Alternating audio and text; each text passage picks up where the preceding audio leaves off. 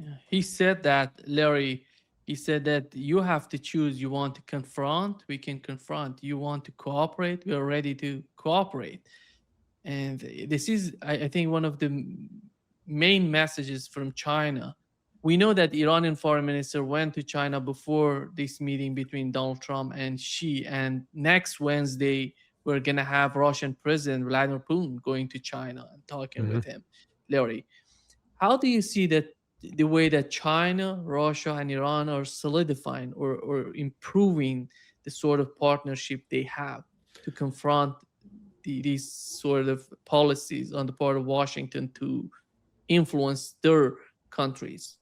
Well, there's something big underway behind the scenes that it's not in public. Um, I have received this information from I'll call it a source with access to Pakistan's intelligence service. Um, the, the comments that both Putin and Wang Yi made after meeting in Karachi regarding a new security architecture for the Gulf were not just offhand remarks. There is an actual planning effort, negotiation effort underway, and it is concentrated on Qatar and Saudi Arabia. And part of the reason Pakistan's playing a leading role in this, with the encouragement and if not the direction of China, is that Pakistan has a bilateral security treaty with the Saudis. So, and the reason they're focused on Saudi Arabia and Qatar, as I mentioned earlier, those two countries produce, helium and sulfur and urea and liquid natural gas. I mean, Qatar was accounted for 10% of the global supply of liquid natural gas. Think about that. It was the fourth largest after, had Russia, United States, Norway, and then I think Qatar. So, it's not insignificant. And the entire idea behind this new security architecture is to expel the U.S. military presence from the Persian Gulf, because the only reason it's there is to attack Iran. So get that out of there, to create an incentive for both the Saudis and the Qataris to distance themselves from the United States. Because in the past, part of that relationship of having the security blanket of Uncle Sam was you also had to buy Uncle Sam's treasury bills, and you had to buy Uncle Sam's, shitty military equipment. Well, now that's starting to go away. And so Iran Iran's not just a passive observer in this. Iran is directly involved in coordinating with both China and Russia, and China is playing a major role here. And that's why I think Trump sought to get the Chinese intervention. Help us get those Iranians under control. And China's basic word was no. It is, you're the problem, not them, which is, shocking for someone like Donald Trump. So this is, it's not, they're not announcing this. It's not, but this is happening behind the scenes. And I think this is terribly, terribly significant. Larry, is that related to this sort of news that came out about non-aggression pact between, because they're talking about a new pact between Iran and Arab states. Yes. Basically, yes. Saudi Arabia and Qatar. Oh, yeah, absolutely. Non-aggression pact. Yeah. Absolutely. And one thing, just to reinforce what Larry said, I have it on fairly good authority that Netanyahu had a trip planned to Islamabad. But what's happening right now has delayed that. But I'm quite confident that one of the things he wants to do is start a, diplomatic action and otherwise to counter some of this, because he sees it as being counter to his interest, as well he should. His political turmoil right now, though, is deepening every moment. I don't know what's going to happen. The vote of no confidence procedure in the Knesset is very different.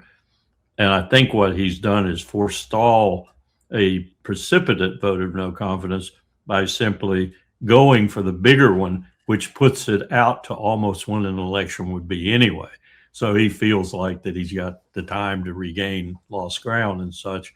And frankly, there's no one in the opposition who looks like they're any better than Netanyahu. And that's got voters probably puzzled as to whom they might vote for. But he's concerned about what's happening. There's no way he doesn't know about what Larry just said. Yeah. Colonel, here is what Donald Trump said about the reason of the war on Iran. We don't need it at all. We don't need it at all. Fair enough. So, I mean, you could make the case, like, why are we even, we're doing it to help Israel and to help Saudi Arabia and to help Qatar and UAE and, Kuwait and other countries, Bahrain. it also helps China. And I told them today, I said, we're helping you. And we're helping you in another way because I don't think China wants Iran to have a nuclear weapon either. I said, they're stone cold crazy. You don't need them having a nuclear weapon either. What did he say? What did he say? Well, he's not going to respond too much. He's a pretty cool guy. He's not going to say, "Oh, gee, that's a good point." I think he might. What's he going to do? What a wonderful point. You think he agreed? Yeah, I think that was the impression. I don't think he wants them to have. No, he would like to see it end. But he's been good about it, Sean Hannity's leading the person he's interviewing is so obvious. I think he must have got lawyer training. Yeah. Colonel, what he said about the reasons for the war is about Israel, Saudi Arabia, and Qatar. I don't see that happening in Saudi Arabia and Qatar. They don't see this war as though helping them in any aspect. Exactly the opposite. They see how this war is hitting them, is destroying their countries, their economy. Exactly the opposite. You're perfectly right there.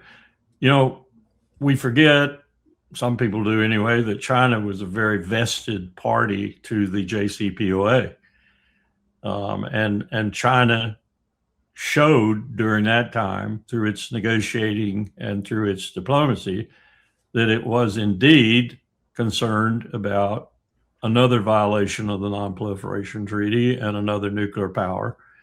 And it was convinced that the diplomacy that was going to take place with the Europeans and with us and others was going to be successful and would be good because they didn't want another nuclear power in the world. I don't think any of the vested nuclear powers want other nuclear powers in the world. Not really. In fact, I would say that the better amongst them want the numbers to go down, not up, but at best, or at worst, to stay stable. So China was all for that, but China has seen what has morphed out of that with Donald Trump in particular, and Joe Biden, I can't let him out of this bag either, since that JCPOA. And Biden was an enemy of the JCPOA because Blinken and Sullivan, his right-hand men as vice president, were an enemy of the JCPOA. They dared not let Obama get any sign of it, but they were. And they showed their true colors as soon as they came out, just like they did toward Cuba. Rapprochement achieved, positive relations developing, they killed it. They murdered it in its crib. So a lot of the blame goes back to Biden, not only for that, but for Ukraine and a host of other things that we did very badly in his time, mostly due to Blinken and Sullivan. I don't know if Biden was even sentient at the time. So you've got a situation now where China has changed completely because of what we've done. I'm not saying they're in favor of Iran getting a nuclear weapon. I don't think they are. Just as I said, in general, they're not in favor of that. But they have changed because we have forced them to change. And this is one of those things that I was talking about that Xi has told people to watch very carefully.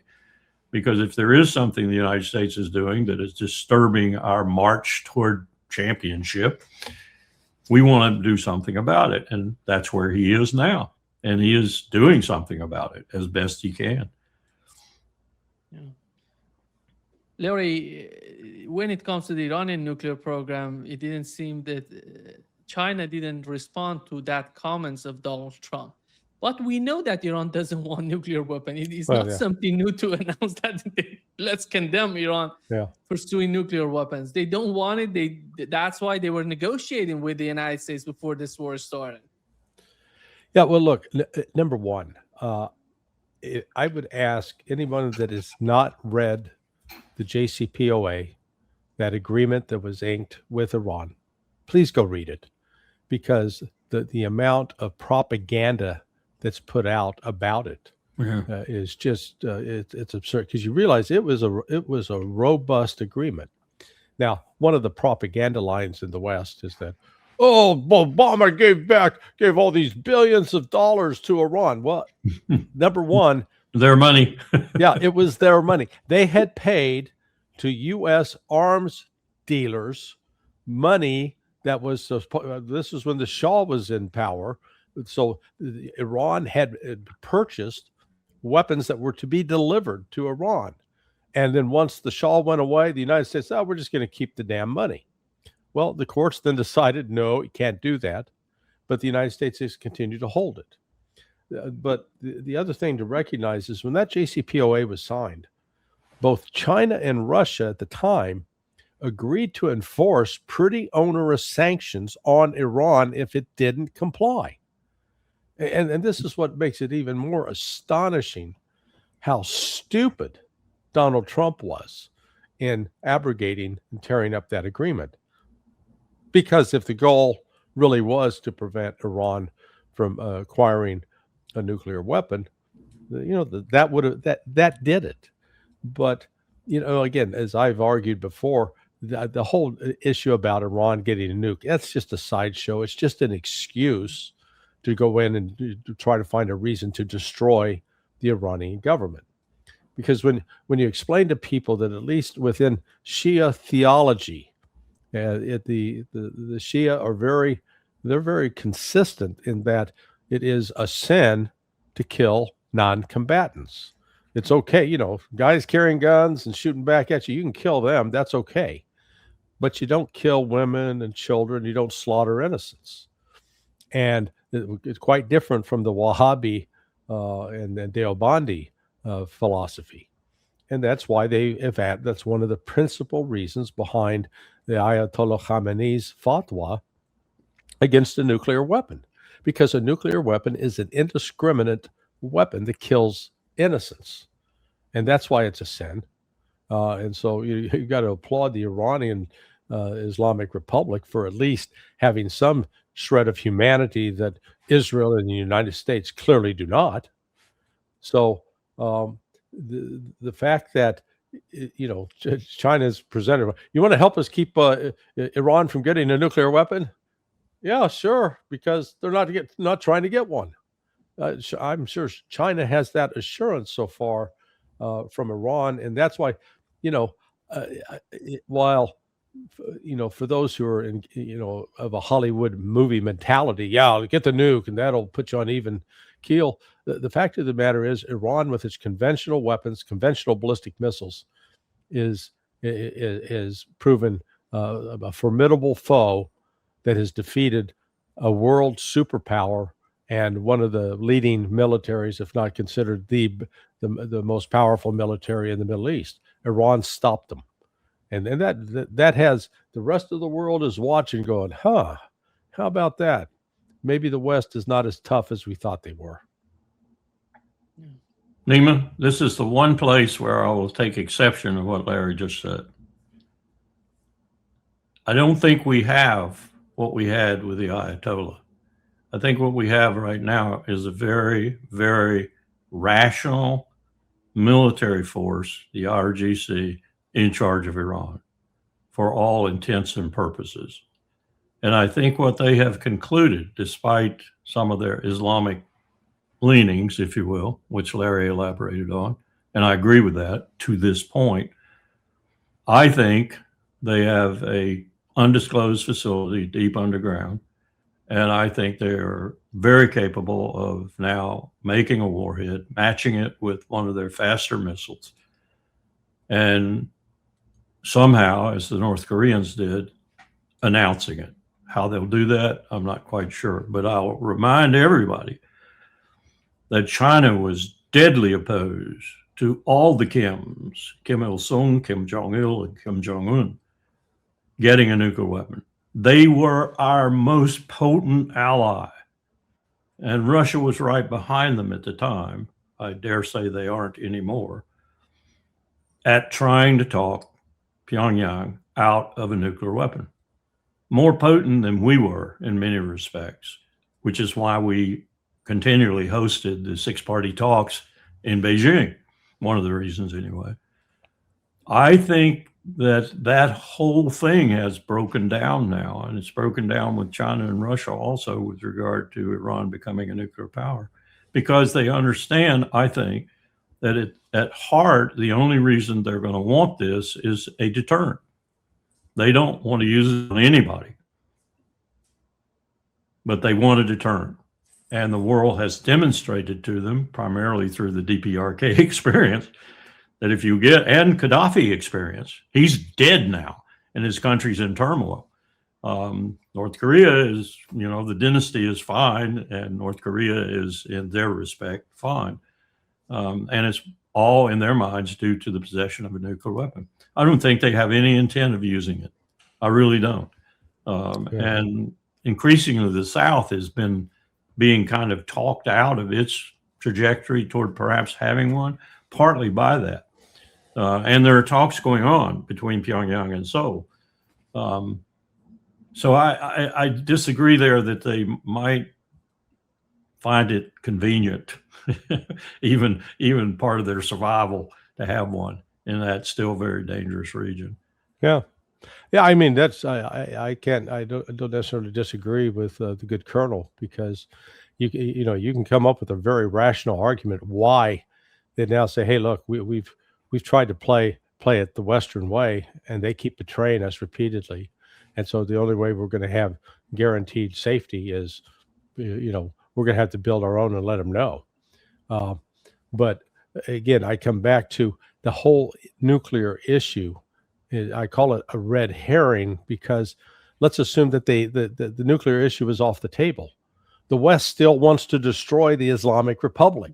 Yeah. So it doesn't matter what Iran does. This is because, remember, when we were backing Saddam in 1980, 81 through 88, and that whole war that was waged against Iran wasn't looking for a nuke back then.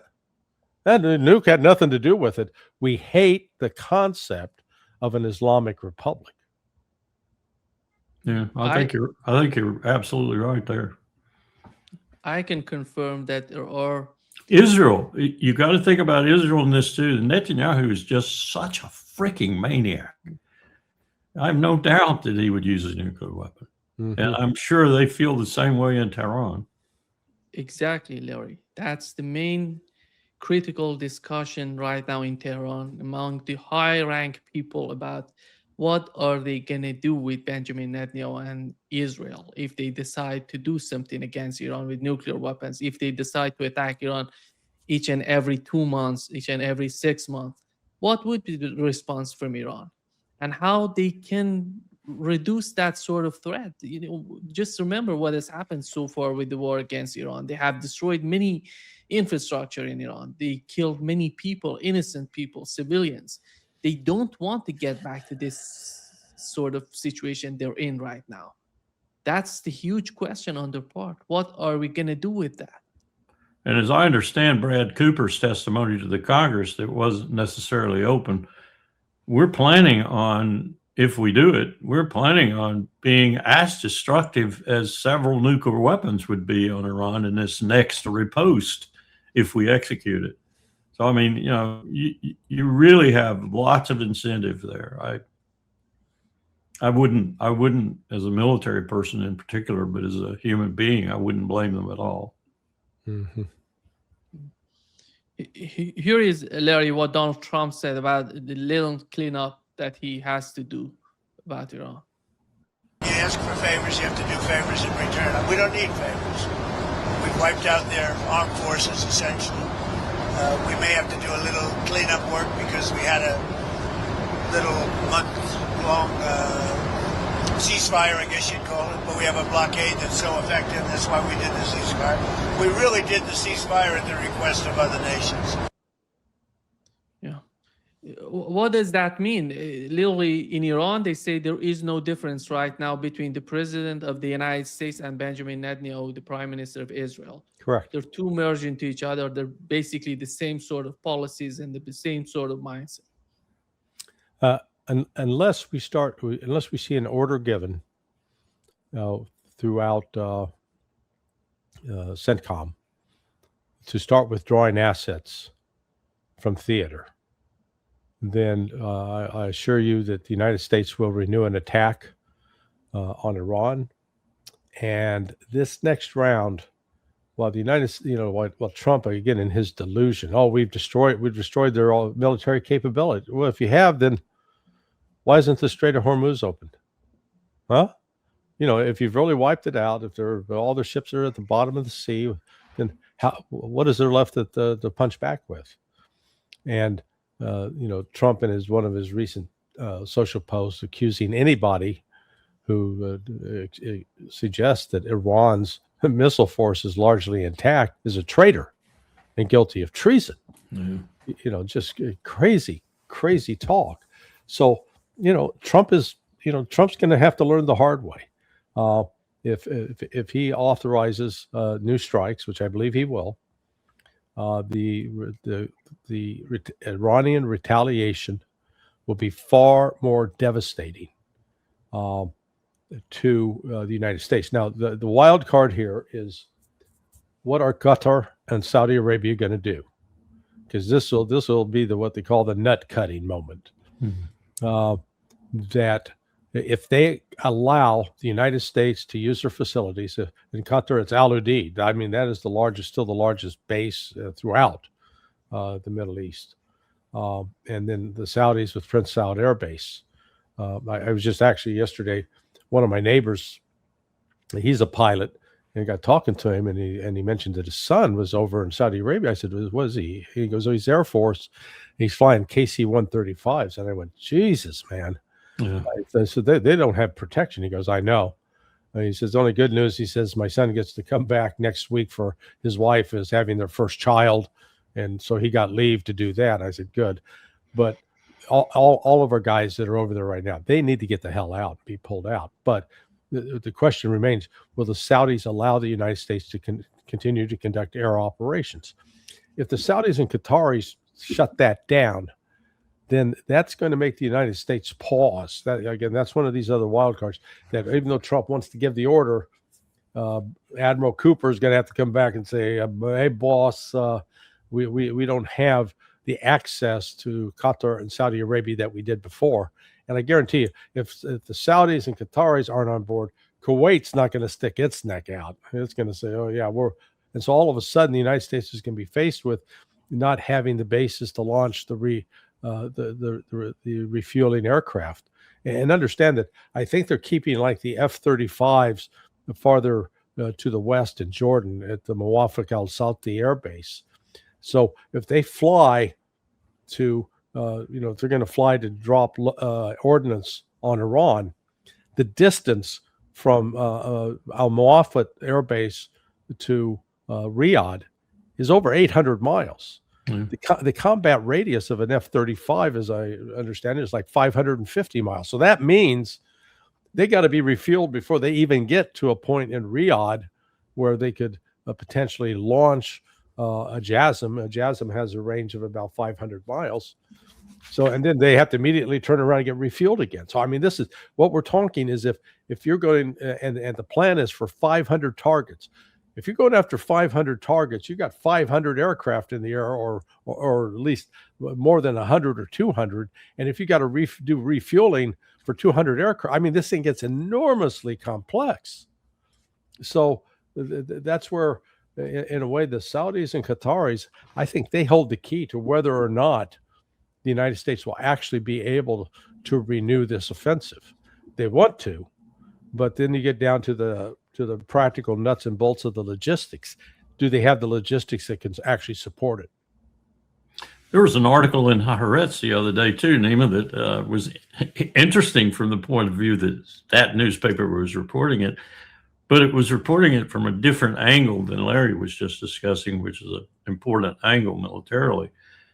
It was saying the Israeli IDF, AF, is really angry with the United States because of all the space they're taking on their airfields.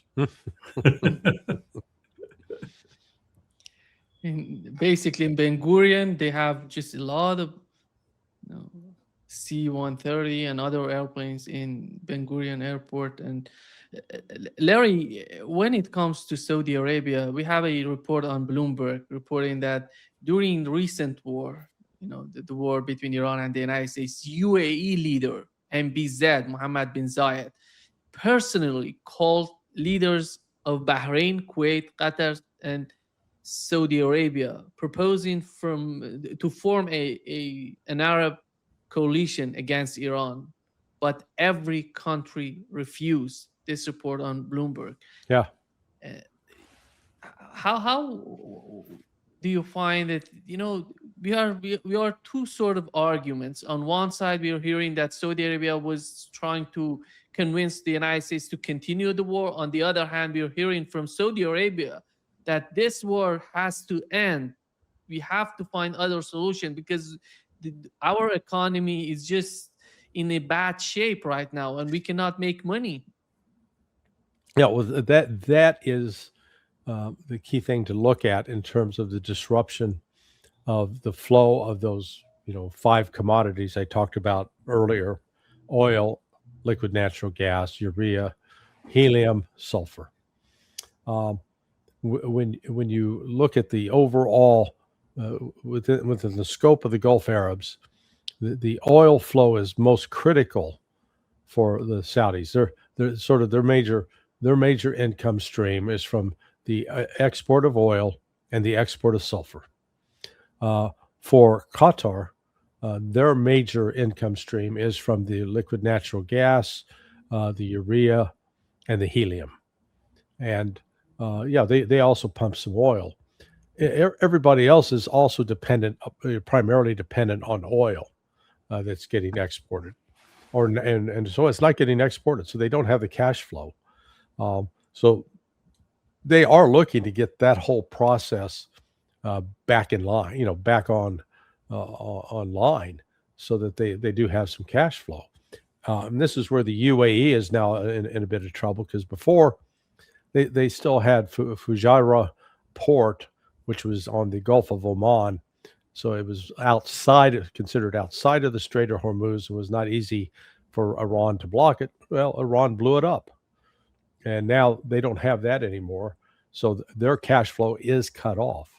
And this is, I feel like the voice crying in the wilderness with respect to the economic implications of the shutdown of this place. Now we're approaching 80 days. Yep.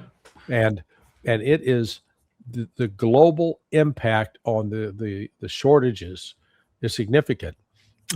Just as an example, here in the United States, it was Shell and Mobil Oil informed Costco and Walmart.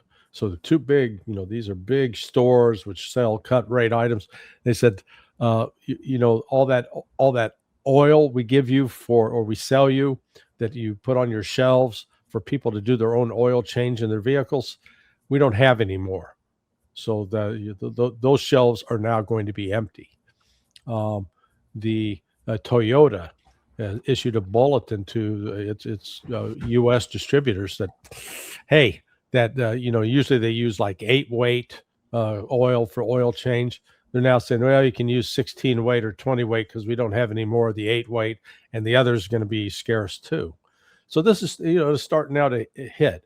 Watch out! I'm getting an oil change next week. Yeah, get it while you can, my friend. Get it while you can.